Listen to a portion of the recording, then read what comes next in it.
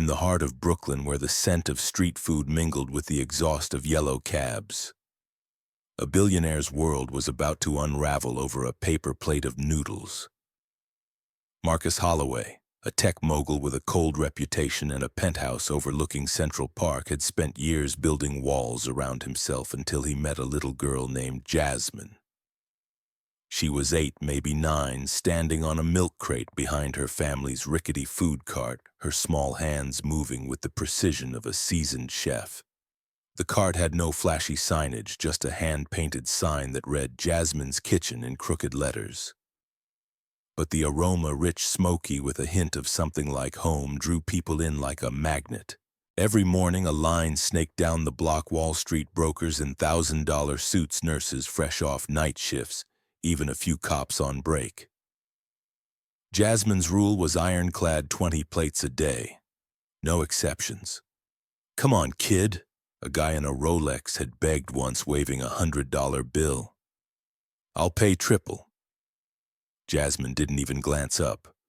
"Rules are rules, mister," she said, flipping noodles in the rusty wok. Her mother Lydia chuckled softly from the corner where she chopped scallions. "Ain't no price on integrity," she murmured, and the crowd erupted in cheers. What they were really hungry for wasn't just the food. It was the way Jasmine cooked, like she was stitching love into every strand. Her noodles tasted like the kind of hope that didn't come easy in a city like this. One bite and you remembered your grandmother's kitchen or the way the world felt before it turned hard. Marcus had been watching from the back seat of his town car for weeks. His assistant baffled as the CEO dismissed 5-star reservations for a paper plate in the gutter. That morning he finally stepped out, his Italian loafers crunching on discarded napkins. The crowd tensed. Wealth like his didn't belong here. "1 plate, please," he said, quieter than he'd intended. Jasmine eyed him, then slid a serving toward him without a word. The first bite hit him like a freight train. It wasn't just the flavors, it was the shame, sudden and hot, of realizing he'd spent a lifetime looking down on streets like this. Across the cart, a white woman in a fur-trimmed coat huffed. "This is ridiculous. Do you know who I am?" she snapped, trying to cut the line. Jasmine didn't blink. "Ma'am, in this line, you're just hungry like everybody else." The crowd whooped. Marcus felt something crack in his chest. He'd built an empire on disruption, but this kid, this black kid with her dollar store apron and unshakable grace, had disrupted him. By noon, the cart was packed up, the crowd scattering. Marcus stood there, holding his empty plate, staring at the grease stains like they held answers. He didn't know it yet, but his life had just split into before and after, and it wasn't the noodles that would change him. It was the girl who served them with a side of dignity in a city that had taught him to forget what that word even meant. Marcus Holloway hadn't tasted real hunger in years. Not the kind that gnawed at your stomach, but the kind that hollowed out your soul. 3 years ago, after his parents died in a car crash, a hit and run the cops never bothered to solve, his body shut down. Michelin-starred meals turned to ash in his mouth. His doctors called it grief-induced anorexia. But Marcus knew the truth. It was guilt. Guilt for surviving.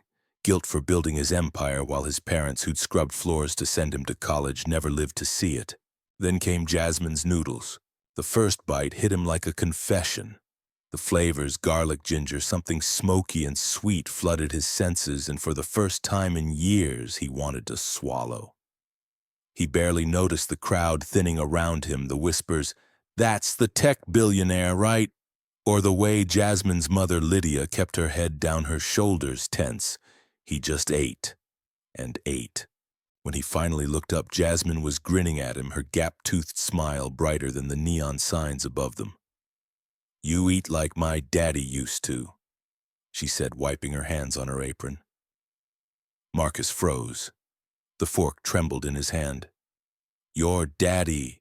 Lydia's head snapped up, her eyes wide with warning. "Jasmine," but the girl barreled on, oblivious. "Yeah, he'd come home from his night shift and gobble up my noodles just like that." She leaned in, lowering her voice. Mommy says he's in heaven now, but I think he sends people to eat for him sometimes.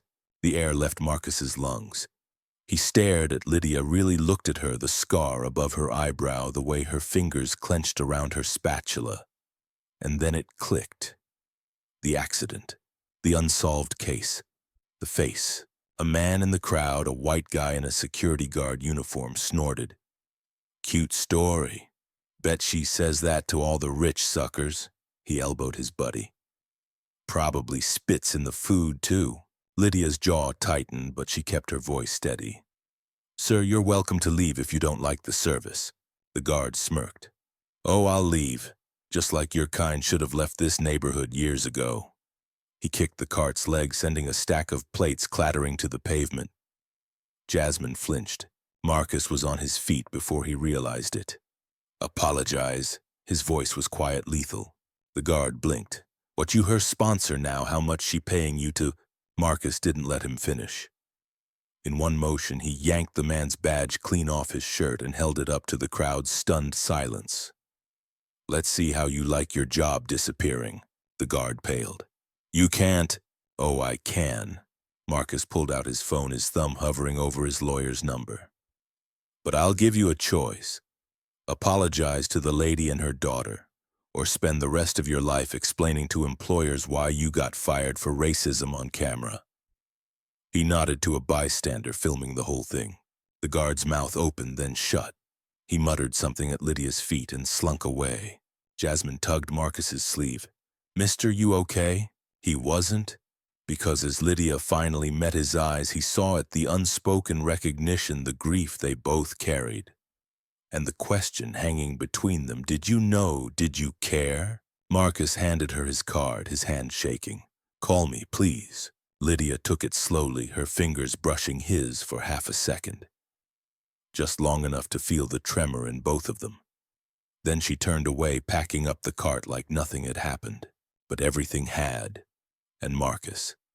He just realized his hunger wasn't for food at all. It was for justice. Marcus returned to Jasmine's cart every day that week, drawn by something deeper than hunger. The noodles were just an excuse. What he really craved was the way Jasmine's laughter cut through the noise of the city. How her tiny hands moved with a confidence that shamed his own self-doubt. But Lydia never reappeared. Each time he asked, Jasmine would shrug and say, Mom's busy, her eyes darting toward their battered apartment above the bodega. Then came the rainstorm. It hit on Friday, a sudden downpour that sent customers scrambling. Marcus helped Jasmine drag the cart under the awning, both of them soaked. As she wrung out her apron, her bracelet, a tarnished gold chain with a broken clasp, slipped into view. Marcus's breath caught. He knew that bracelet. His grandmother had given its twin to him on his 18th birthday, whispering, the other half went to someone who carried your heart before you even knew it. Jasmine, he said, his voice rough. Where'd you get this? She touched it absently. Mommy says it's my lucky charm, said it belonged to... A crash interrupted her. They turned to see two cops kicking over a stack of crates near the bodega. Permit check. One barked at the owner, a Puerto Rican man pleading in rapid Spanish. The cop smirked.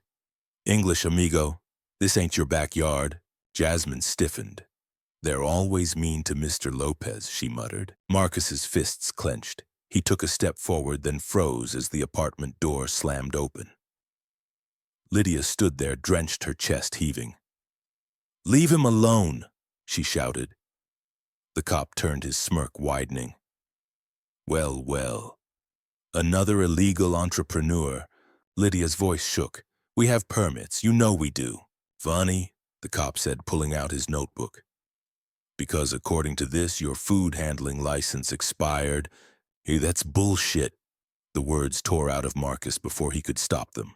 The cop's head snapped up. Excuse me. Marcus moved between them, his designer shoes sinking into the gutter.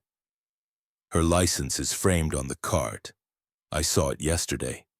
He held the cop's gaze. But you already knew that, didn't you, officer? The cop's face darkened. You are a lawyer? No. Marcus pulled out his wallet. But I own the firm that represents this block. Want to test me? Silence. The cop glanced at Marcus's platinum Amex, then at the bystanders filming. With a grunt, he tossed the notebook into his squad car. This ain't over.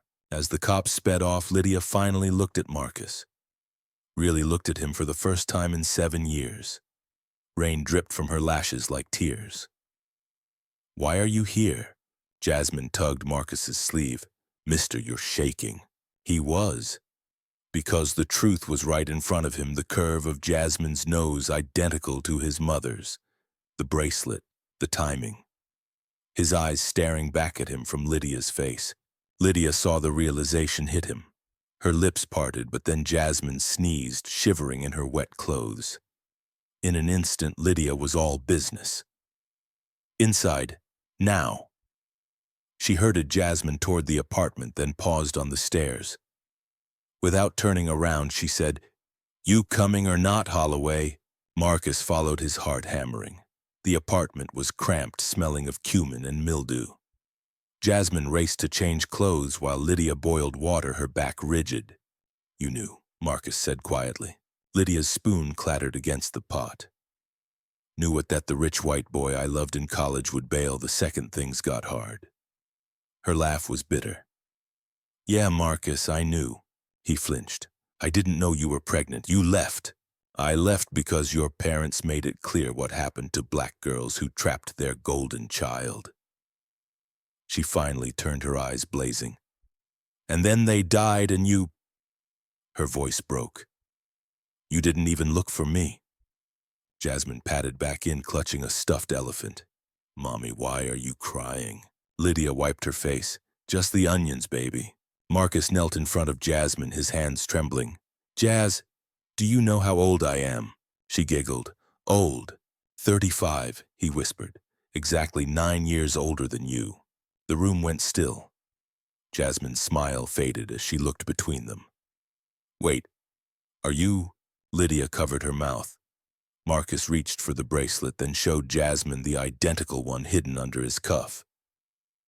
This is yours, he said hoarsely. And this is mine. They're a set. Jasmine's eyes widened. Like family. Outside, the rain slowed to a drizzle. Somewhere in the distance, a car horn blared. But in that tiny kitchen, the world had narrowed to 3 people and a truth that could no longer be buried. Lydia exhaled. Sit down, Marcus, we need to talk. And for the first time in years. Marcus Holloway finally felt full. Marcus sat on the edge of his penthouse bed, the twin bracelets laid out before him like pieces of a puzzle he'd spent 8 years trying to forget.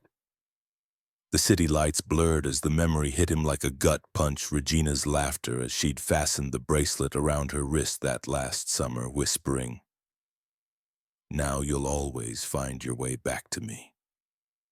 He'd thought it was just a lover's promise. Now he knew better. Across town, Jasmine sat on the fire escape, kicking her legs against the rusted metal, as Lydia scrubbed the noodle cart below with a fury that had nothing to do with grease.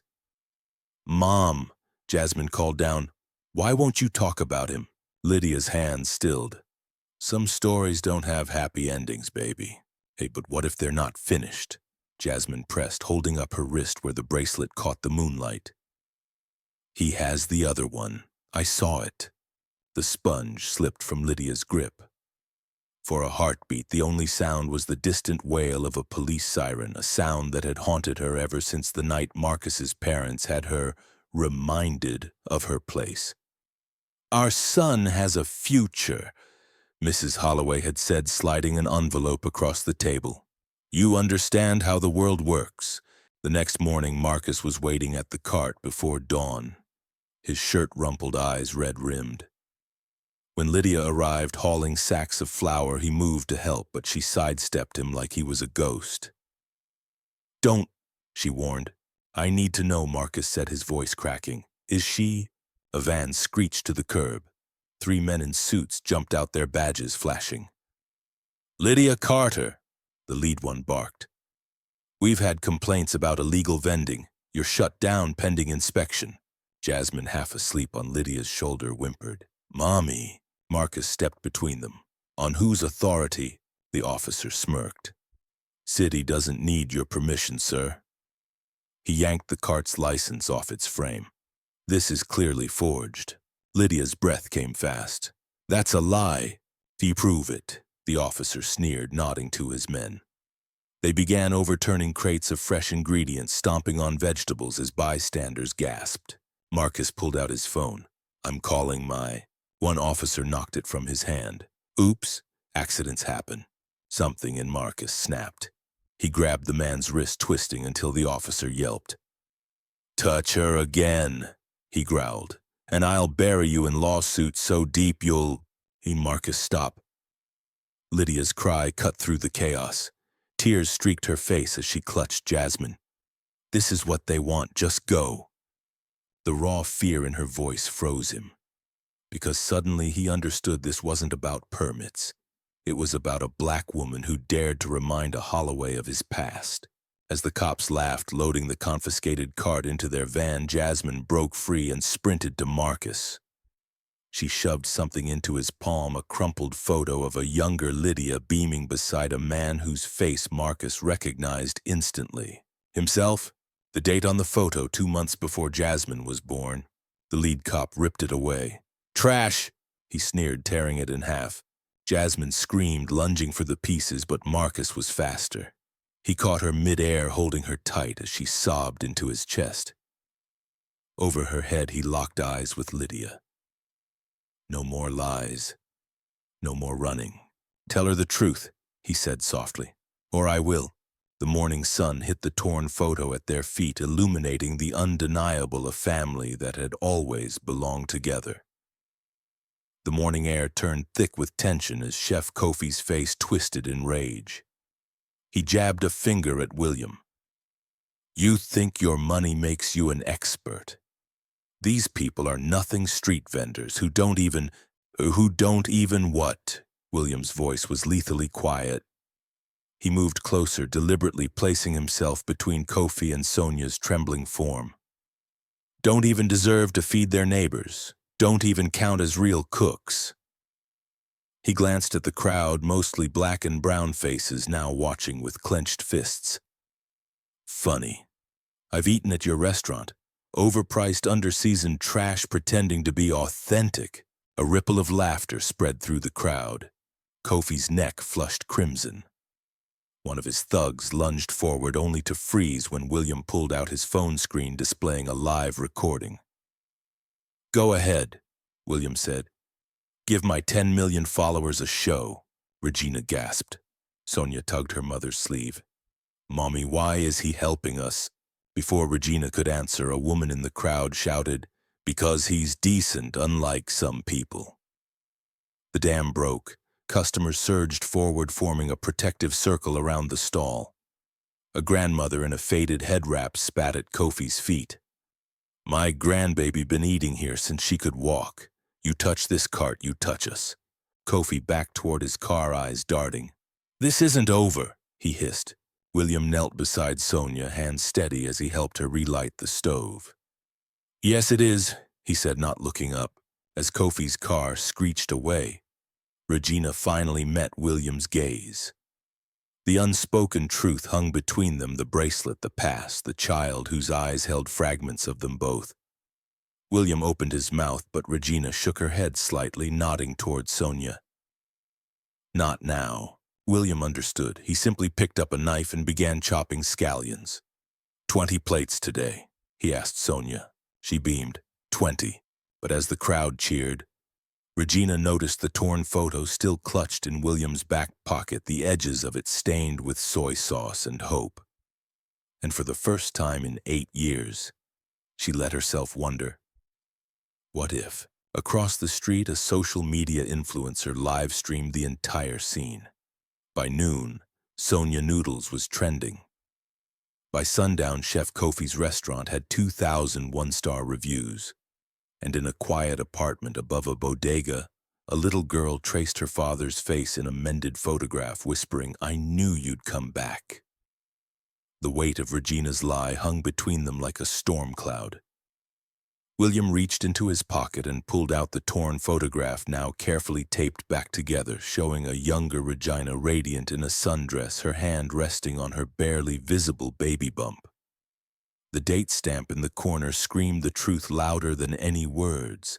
"You were already pregnant when you left," William said, his voice raw. "You knew." Regina's hands trembled as she took the photo. For 8 years, she'd carried this secret like a stone in her chest. Now it threatened to crush her. "Your parents made sure I understood," she whispered. "A son like ours doesn't throw his future away on some village girl." She mimicked Mrs. Norsu's icy tone perfectly. "They offered me money to disappear. I tore up the check, but then the calls started. My job, my landlord, even the hospital where I'd registered for prenatal care." William's face went pale. "I didn't—" "Of course you didn't," Regina snapped, then lowered her voice as Sonia glanced over. "You were off building your empire while they erased me, so yes, I ran. Because surviving alone was easier than watching you choose them over us." A pot clattered to the ground. They turned to see Sonia, frozen, her eyes wide with betrayal. "You lied," she whispered. Regina rushed to her, but Sonia dodged her touch. "Baby, You said Daddy was dead." Sonia's scream tore through the market. Customers turned to stare. "You said he didn't want me." William moved without thinking. He scooped Sonia into his arms as she sobbed, her tiny fists pounding his shoulders. "I hate you, I hate both of you." Regina reached for her, but William blocked her. "Not now," he said quietly. The authority in his voice, the same tone that commanded boardrooms, made Regina flinch. For the first time, she saw the man he'd become. Not the boy she'd loved, but someone harder.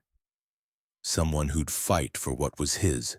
Sonia's cries softened into hiccups against William's neck. He pressed a kiss to her hair and murmured something only she could hear. Regina watched her heart fracturing as her daughter's arms slowly tightened around him. A shadow fell across them. Chef Kofi stood at the edge of the crowd, smirking as he filmed the scene on his phone. "Now this," he said loudly, "is what happens when street trash tries to play family." William's head snapped up. The look in his eyes sent Kofi stumbling back. But it was Sonia who acted first. Wiping her tears, she squared her shoulders and marched toward Kofi, stopping just inches from his polished shoes. "I'm my daddy," she said clearly, "is William Norsu. And if you call my mom trash again," she yanked his pant leg, revealing the designer label he'd been flaunting all morning, "we'll shut you down." The crowd erupted. Kofi's phone clattered to the pavement as William's security team materialized, their earpieces glinting. Regina gasped. She hadn't even seen them arrive. William adjusted Sonia on his hip and held out his other hand to Regina. "Not as an apology, not as a promise, but as a challenge. Your move," he said softly, and for the first time in 8 years, Regina took it. The flyer fluttered on the table like a dare. Sonia reached for it with flour-dusted fingers, her eyes scanning the details, the grand prize, the celebrity judges, the bright studio lights she'd only ever seen through shop windows. Kofi leaned in, his voice dripping with false sweetness. "Of course, they've never allowed a street vendor before.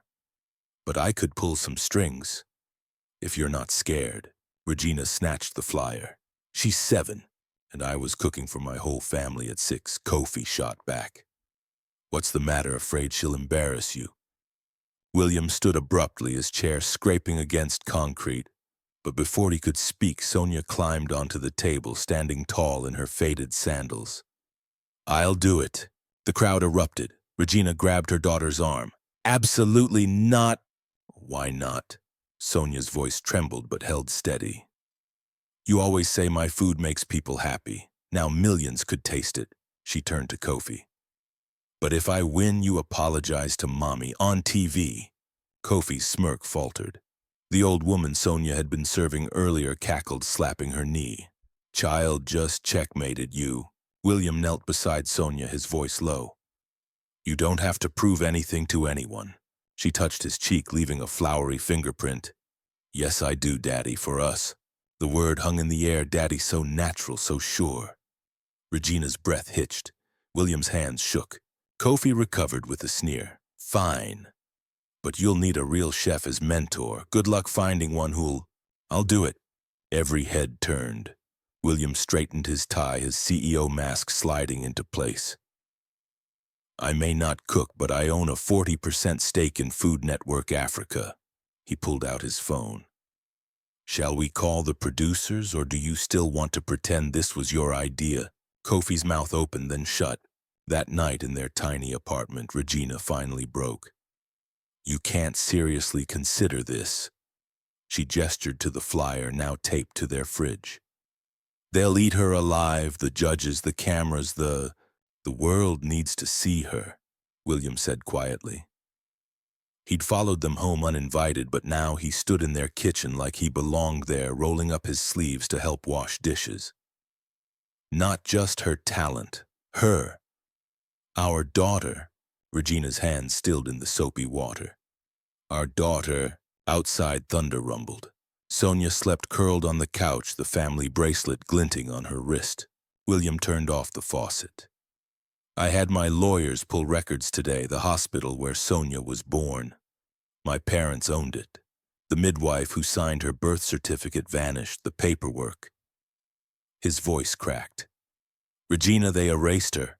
A sob tore from Regina's throat. She'd carried this alone for so long, the fear, the shame, the nights whispering to Sonia that her father was a traveling man who might never come home. William reached for her, then stopped himself. Let me fix this. Not with money. By being her father in front of the whole damn country.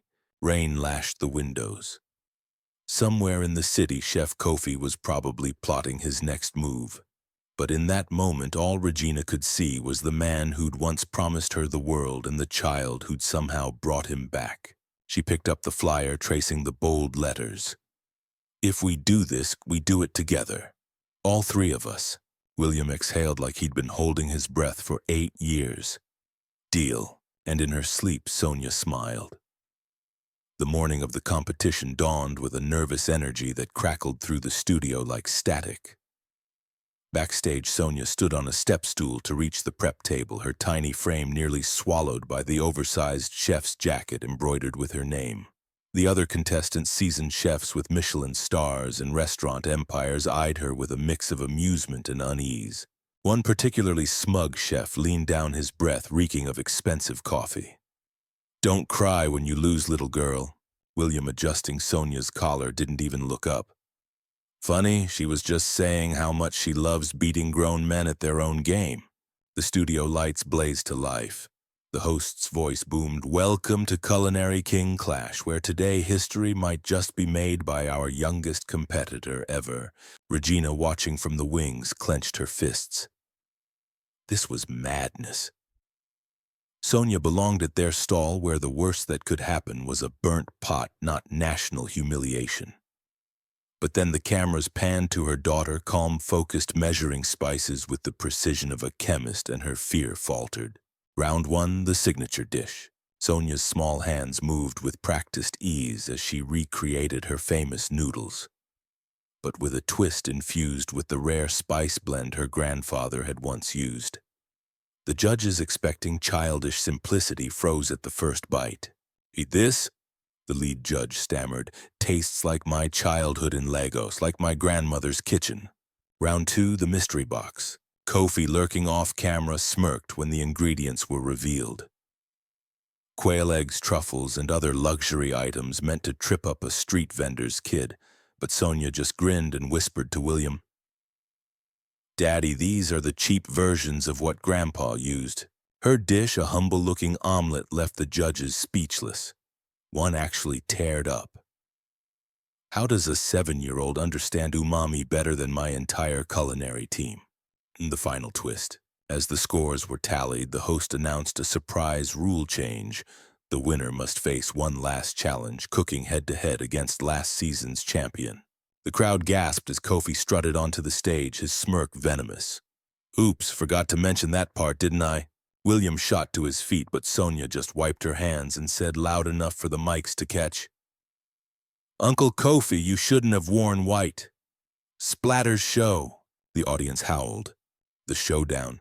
Kofi went for flash molecular gastronomy, smoking domes, gold leaf. Sonia, she made breakfast. Scrambled eggs with her grandfather's spice blend toast brushed with garlic butter and a drizzle of honey. For sweetness like Mommy's smile. When the judges tasted both dishes, the verdict was unanimous. A Kofi's dish is technically perfect, the head judge said. But Sonia's tastes like love. The trophy was half her size.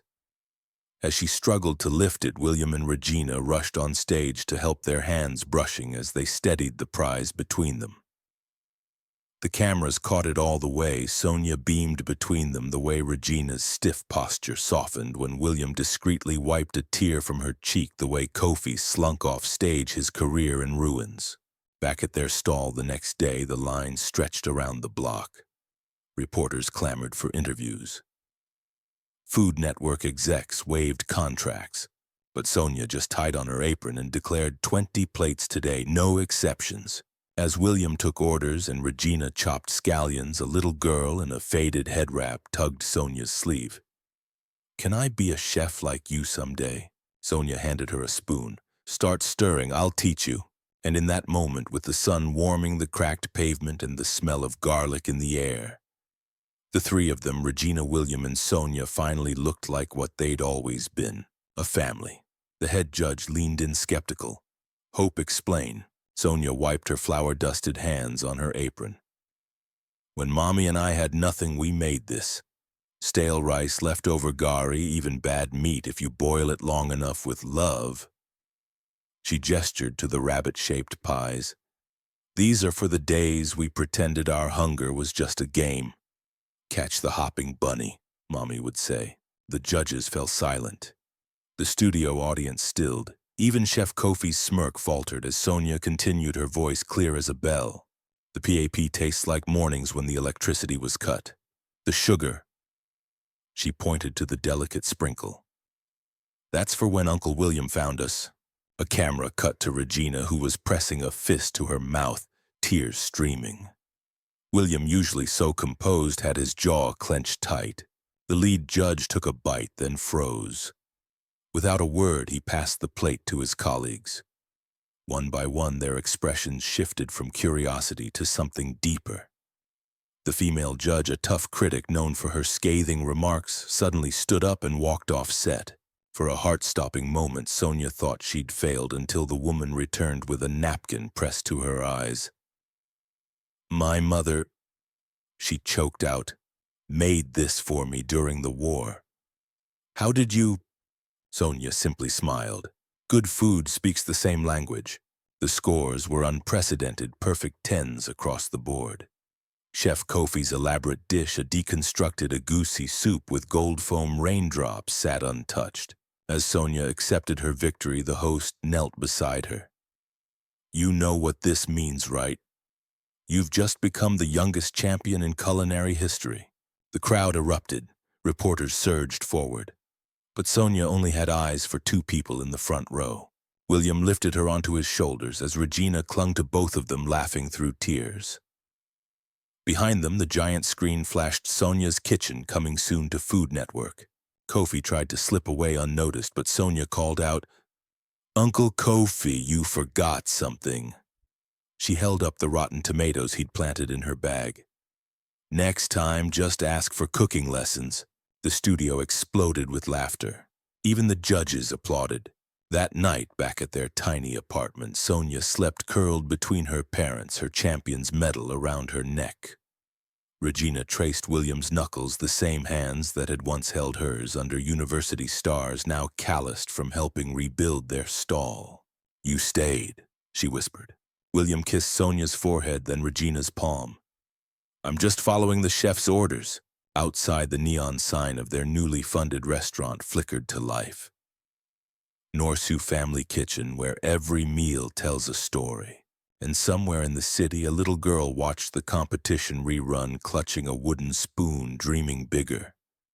The envelope crinkled in William's grip as he stared at the results, the clinical words searing into his soul. "Father."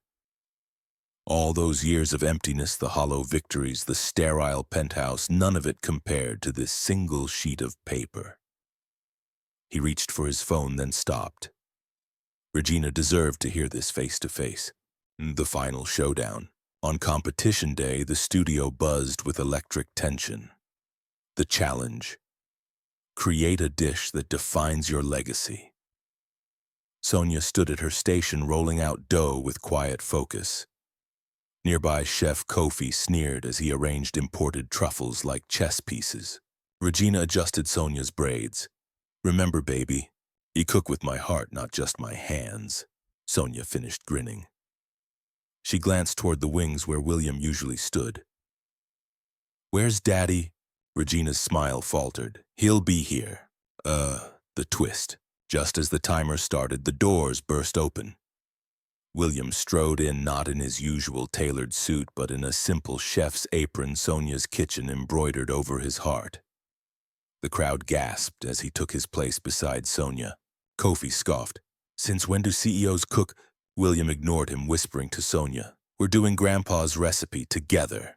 Tears welled in Regina's eyes as she recognized the dish, oha soup. The same one her father had taught her to make the day she left for university. The day she met William. The revelation. As the judges tasted Sonia and William's creation, the lead judge frowned. This tastes like memory." William stepped forward, meek in hand. "Because it is." He turned to Regina, his voice raw. 8 years ago you left because my parents threatened you. Because they erased our child from hospital records. Because I was too blind to see. The screens flashed the paternity results. But I see now. The studio erupted. Cameras swiveled to Regina, who stood trembling until Sonia tugged her apron. "Mommy, it's okay. Daddy came back." The aftermath. Kofi was disqualified when producers found footage of him sabotaging ingredients. Sonia won by unanimous vote, but the real victory came after when William knelt on the studio floor not to accept an award but to beg Regina's forgiveness. "You were never alone," he said, pressing both bracelets into her hands. "I just didn't know how to find you." Regina looked at Sonia, at the man she'd once loved, at the future shimmering before them. Then she did something she hadn't done in 8 years. She reached for William. Back at their newly renovated restaurant that night, Sonia slept curled in a booth, her metal gleaming. William traced Regina's scars, the calluses from years of survival, the burns from hustling over hot stoves. "I can't undo the past," he whispered. "But I can spend every damn day proving I'm worthy of you both." Outside, the neon sign flickered Norsu family kitchen, where every meal tells a story. And in a tiny apartment across town, a little girl watched the news replay, clutching a wooden spoon, dreaming bigger. Because if a 7-year-old street vendor could change her world with a pot of noodles, maybe miracles did happen. The hum of the press conference faded into background noise as William reached for Regina's hand, his fingers brushing against the calluses from years of struggle. "Let me make it right," he said, his voice rough with emotion. "Not with money, with time. Every missed birthday, every scraped knee, every night you spent afraid."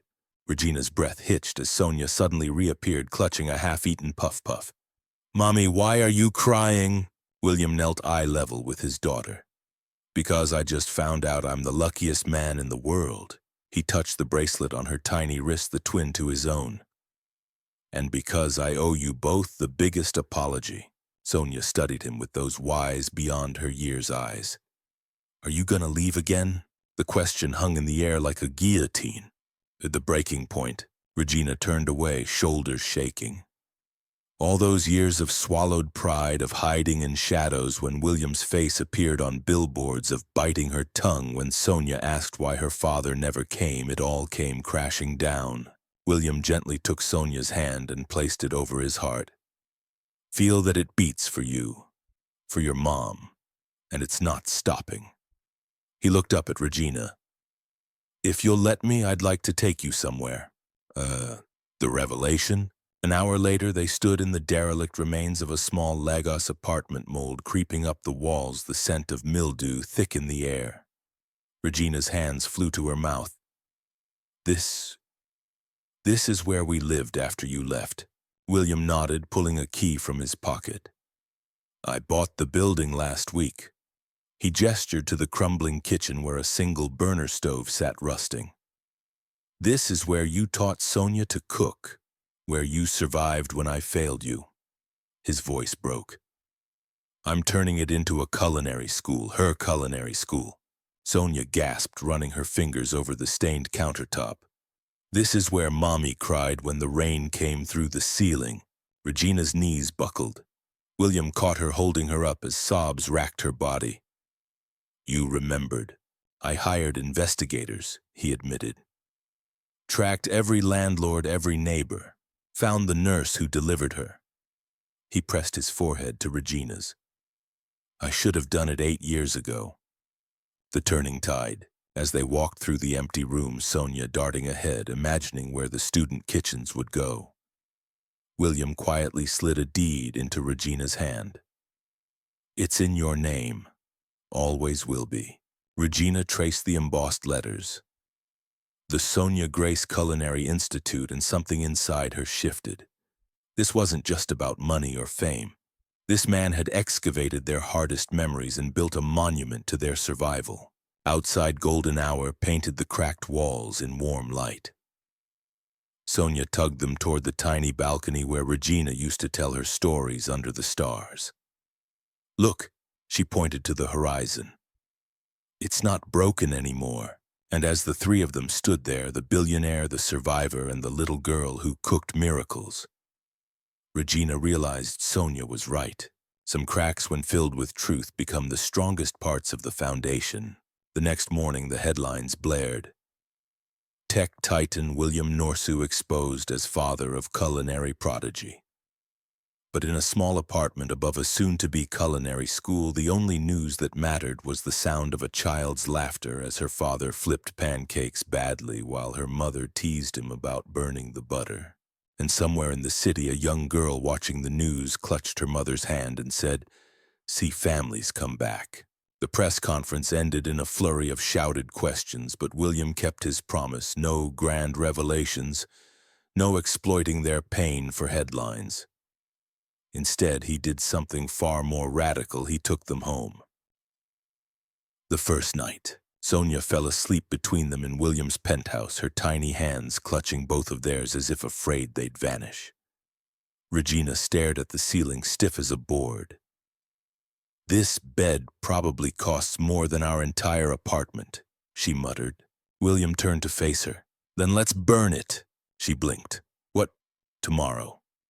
He gestured to the sprawling apartment. All of it. The art, the imported tiles, the stupid chandelier I never liked. His voice dropped. I'll sell everything. We'll buy a real home. One that smells like your spices and has crayon marks on the walls. Regina studied him, the way his fingers absently traced Sonia's braids, how his expensive shirt was already wrinkled from her flour-dusted hug. The man who once hosted galas was whispering about crayons. Somewhere in the night, her resolve cracked. The reckoning. At 3 a.m., William jolted awake to an empty bed. He found Regina in the kitchen, stress cooking a pot of jollof rice with violent precision. You hungry? She asked without turning around. He knew the question was really, can I trust you? William sat at the counter and waited until she slammed down the spoon. Say it, she demanded. I don't deserve either of you. Damn right. She shoved a plate toward him. Eat. Prove you're serious. It was a test. The first bite sent fire through his stomach, years of anorexia rebelling. He took another and another. Sweat beaded on his forehead, but he didn't stop. Regina watched, arms crossed, until he finally looked up, tears streaming from the pain. Happy. She snatched the plate away. Idiot. Then softer. You could have just said you loved us. The dawn. By morning, Sonia had somehow migrated to the floor, cocooned in a nest of stolen throw pillows. William found Regina on the balcony, staring at the city she'd once survived inch by inch. I kept the ultrasound, she said suddenly. The one from Lagos General, hid it in my Bible. She turned to him. I wanted to hate you, but every time she smiled, I saw you. William didn't reach for her, just stood there letting the sunrise paint them both in gold. What do you need from me? Stay. A single word heavy as a vow. Even when it's hard, especially when it's hard. Behind them, Sonia padded onto the balcony, rubbing sleep from her eyes. Daddy, can we go make noodles at our stall today? William looked at Regina, who gave the smallest nod. Absolutely, chef. He scooped Sonia onto his shoulders. But first we stop at the hardware store. Sonia giggled. Why? To buy paint. He grinned at Regina over their daughter's head. We're renovating. And as they stood there, three against the world, the city stretched beneath them, alive with possibility. Somewhere a new sign was being forged.